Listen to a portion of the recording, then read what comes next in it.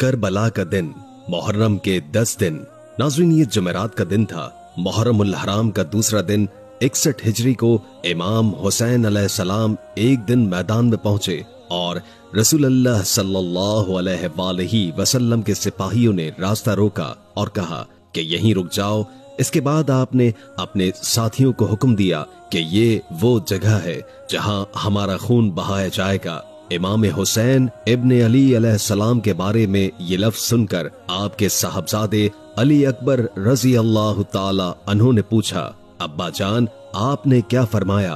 बेटा, एक बार जाते हुए आपके दादा हजरत अली करमुल्लाह वजहुल करीम इस मकाम पर ठहरे थे और मेरे बड़े भाई इमाम हसन मुश्तबा के सर पर सर रखकर सोए हुए थे कि अचानक मैं आंसुओं से बेदार हुआ। मैंने पूछा, भाई, आप दीदा होने की क्या वजह है? तो उन्होंने कहा, मैंने ख्वाब में हुसैन को देखा है। मैंने लोगों को खून के दरिया में डूबा हुआ देखा है, लेकिन कोई उनकी शिकायत नहीं सुनता।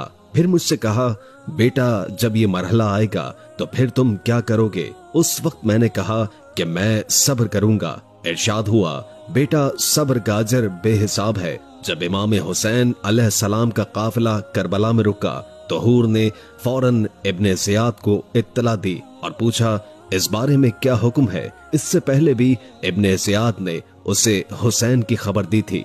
उसके साथ कोई सख्ती नहीं की गई। दर हकीकत उसने हुसैन की इमामत में नमाज भी पढ़ी। इब्ने ज़ियाद को हूर का ये अमल पसंद नहीं आया, लेकिन उसने मौके की नजाकत से कोई सवाल नहीं किया। जब हुर का पैगाम ताज़ा तरीन सूरत हाल के हवाले से दिया गया तो उसने होशियारी से काम लिया और मुनासिब समझा कि किसी और की सरबराही में लश्कर को करबला की तरफ रवाना किया जाए। उस शख्स के पेश नजर अगर वो इमाम हुसैन अलैहिस्सलाम को किसी किस्म की रियायत देना चाहे तो उसके लिए मुमकिन नहीं।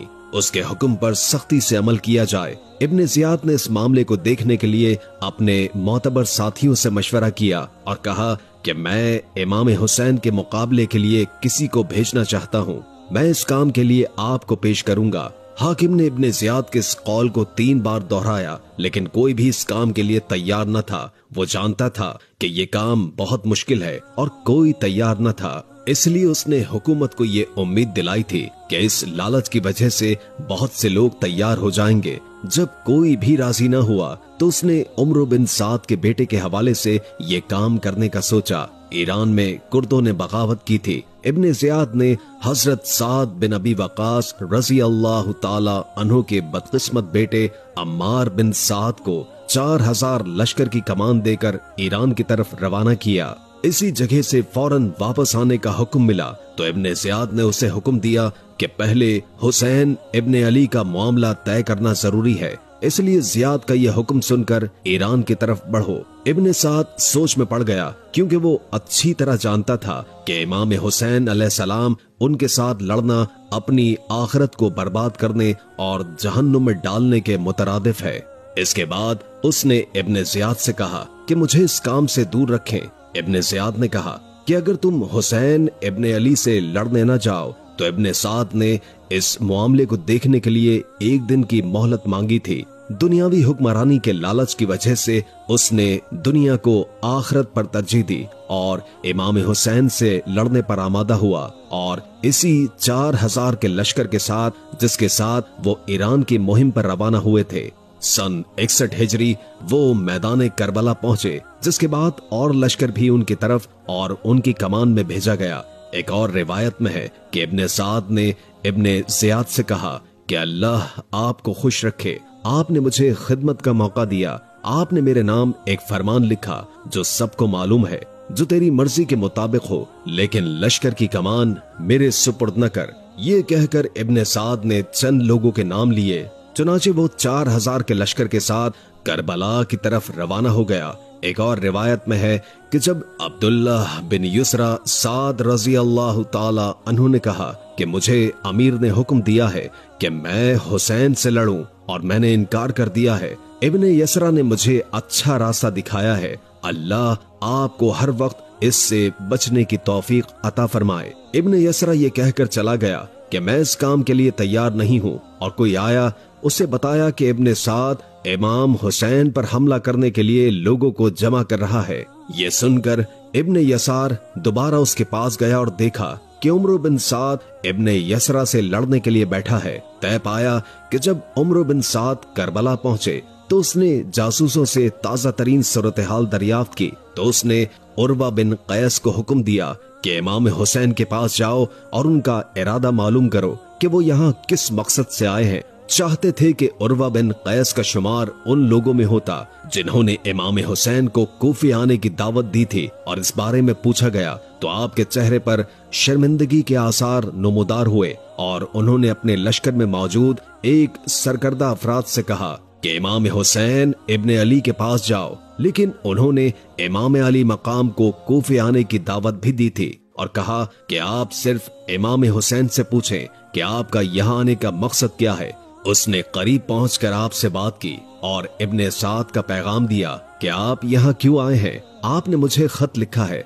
इब्ने साद को इमाम हुसैन के साथ होने वाले झगड़े के बारे में खबरदार किया। अगर वो मुझे पसंद नहीं करते तो यहाँ आऊं, फिर मैं वापस जाऊंगा।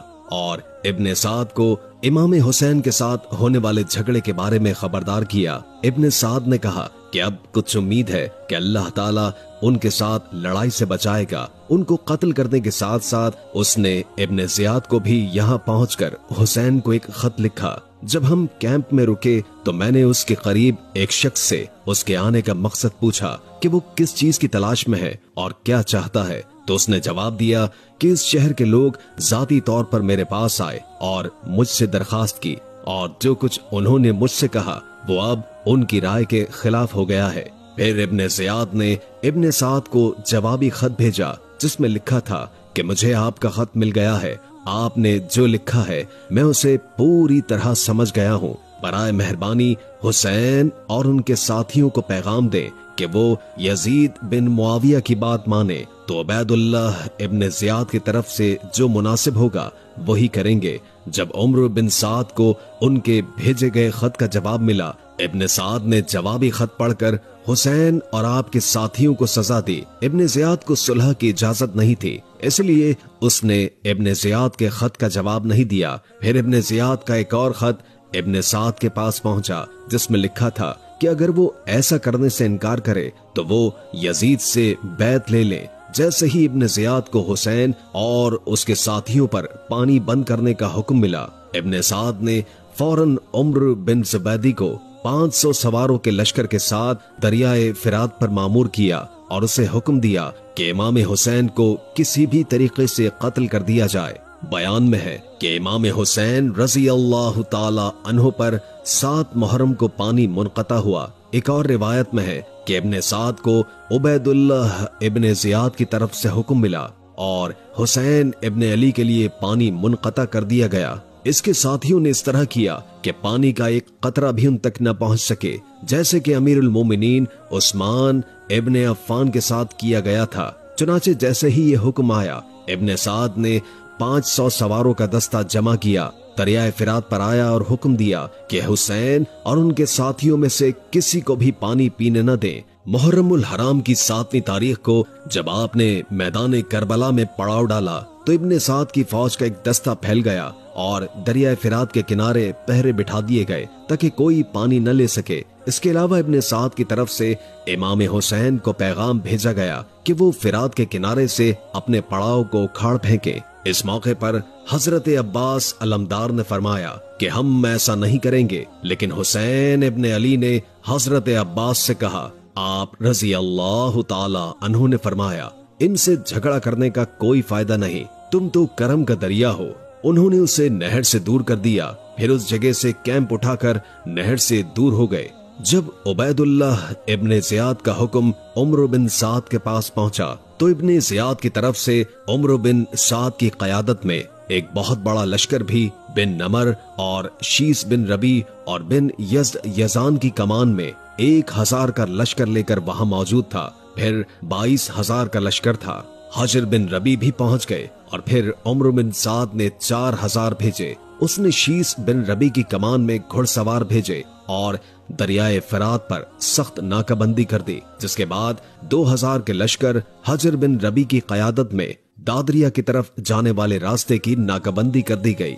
इमाम अली मकाम इमाम हुसैन इब्ने अली अलैहिस्सलाम ने समझा कि अब जंग है, अगर आप बाकी रहें तो आप अपनी वफादार और गमगीन बीवी हजरत शहरबानु रजी अल्लाह ताला अन्हुमा के पास गए और फरमाया, मैं जानता हूँ कि आप नौशेरवान आदिल की पोती हैं और ईरान के एक मशहूर बादशाह की बेटी हैं जो सोने और चांदी के बर्तनों में पानी पीती हैं, तो मैं आपका शुक्रगुजार हूँ कि आपने जिस हिम्मत और सब्र के साथ अपनी जिंदगी मेरे साथ गुजारी है। आज जालिमों ने तुम्हें ये दिन दिखाया है कि तुम और तुम्हारे बच्चे पानी की एक एक बूंद को तरस रहे हैं, और मैं ये भी जानता हूँ कि तुम पर ये सारी मुसीबतें और दुख मेरी वजह से हैं। मुझे मालूम नहीं कि दुश्मनों की तरफ से किस वक्त जंग का ऐलान किया जाएगा, लिहाजा बेहतर है कि आप अपने बच्चों के साथ ईरान चली जाएं, जहां चाहे चली जाएं, मैं इंतजाम कर दूंगा। और मैं इस गमज़दा बीवी के कदमों में, जिसने आखिरी लम्हात में भी